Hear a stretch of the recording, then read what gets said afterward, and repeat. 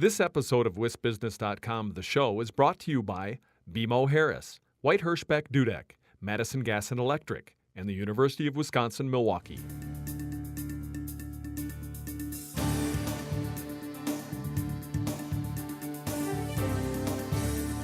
Hi, I'm Liz Schrum for the Wisconsin Technology Council, here with WisBusiness.com, the show. On today's show, Tom Still talks about Wisconsin's family portrait for startup companies. And Doug Nelson, Regional President for BMO Harris Bank, talks about the state of the economy and the bank's rebranding. And now, here's the WisBusiness.com stock report for early November. Rising cybersecurity research. Scientists at the Morgridge Institute for Research, UW-Madison, and two other Big Ten universities are sharing a $23.6 million federal grant. It will address threats arising from the development of software used in technology ranging from the national power grid to medical devices. The effort will include the ability to continuously test up to 100 open source software packages and analyze more than 275 million lines of code per day. And falling, Harley-Davidson. The motorcycle manufacturer first announces a drop in quarterly earnings. Then Harley says it's recalling one of its models due to potentially faulty mounting for the rear license plate. Tom Still is next with his Inside Wisconsin commentary.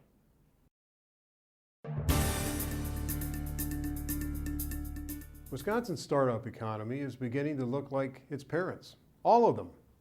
For years, most babies in the state's entrepreneurial crib were named Bio this or Gen that, a reflection of the fact that emerging biotech companies were the darlings of angel and venture capitalists. Young life science companies are still being born in Wisconsin, but the nursery is making room for startups that resemble other fathers and mothers in the state's economic family. The company lineup at the upcoming Wisconsin Early Stage Symposium reflects that trend. Here are some of the tech-based companies selected to pitch to investors at the November 13th and 14th conference in Madison. Two companies that are using different technologies to help fishermen find and catch fish, and even brag about it later using social media. A web-based company that helps golfers reserve tee times, invite friends to play, track scores, establish a handicap membership, build a profile, and otherwise communicate with their golfing buddies. A company that is building a revolutionary diesel engine for light aircraft, and another that has developed software to improve how pilots train for severe weather. A firm that builds adaptable construction and farm equipment that can perform the functions of small loaders, excavators, and scissor lifts. In short, it can replace multiple pieces of equipment with a single machine. A company that has redesigned wheels for wheelchairs so that users endure less physical wear and tear. A company that has found a way to replace rare earth metals commonly used in electric motors. While the event also features emerging companies with breakthroughs in biotechnology and medical devices, the mix of companies demonstrates that innovation is taking place across a broad spectrum of Wisconsin's economy. 26 companies will present to the investors on the first day of the conference and 15 on the second. Only 7 of the 26 on day one are biotech or medical device companies. The rest represent advanced manufacturing and other sectors, predominantly information technology. The mix on day two during the event's elevator pitch Olympics is similar. Lots of tools, clicks and apps, and fewer biotech bugs. The lineup reflects the diversity of Wisconsin startups. It also makes the case that a state-leveraged early-stage investment fund would help all kinds of companies, not just those in a few sectors. What screams Wisconsin more than fishing, golf, camping, engines, and motors? It has taken time, but the state's startup economy is producing ideas and companies that build on all of its historic strengths rather than a few. For investors and state policymakers, that's a much safer bet. Thanks, Tom. I'll be right back with Doug Nelson, Regional President for BMO Harris Bank. White Hirschbeck Dudek represents companies at all stages of development and in a wide range of industries to navigate the legal challenges of regional, national, and global growth. At WHD, every stage takes center stage. I'm back with Doug Nelson, Regional President for BMO Harris Bank. Thanks for joining us, Doug. Thank you. It's good to be here. The conversion from M&I Bank to BMO Harris Bank is now complete, including the rebranding. What does this mean for your customers?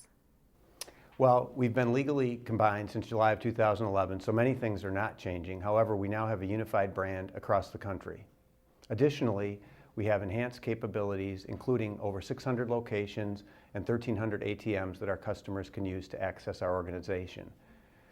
All banking is local, and we continue to have local talent here delivering our products and services to our existing customer base, but included within that is the expanded capabilities brought by BMO Financial Group. A perfect example is that of our commercial division. Our commercial group has deep sector expertise, local professionals delivering those products and services, and a consistent mid-market focus.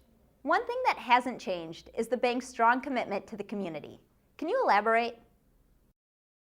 You bet, and that certainly hasn't changed. We've always been and will continue to be strong supporters of community and the neighborhoods in which our employees and customers work and live.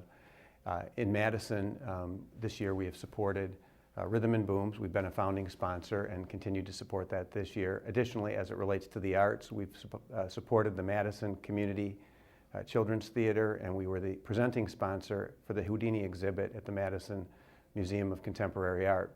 As it relates to United Way, that is something that we support throughout the country in North America, and I'm proud to be a vice chairman on this year's campaign for the United Way of Dane County. We also give to Health and Human Services, and we encourage volunteerism from our employees, and we afford them the time to do that type of volunteer work. And how do you view the Wisconsin economy as we move into 2013?